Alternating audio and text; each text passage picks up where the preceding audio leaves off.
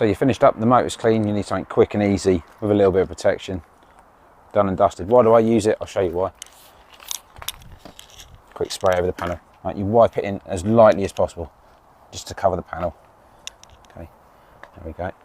It's flashed off already. You flip the cloth over to the other side, you get it and you hold onto it as lightly as you possibly can, and I mean as lightly as you can, and you just gently rub the product in. Now with the least amount of pressure possible. You're not marring your paint up. Okay, DDsi. It's just slick.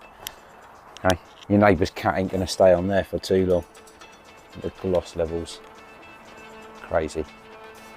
And that's why I use DDsi, because it's fast and simple at the end of a wash process.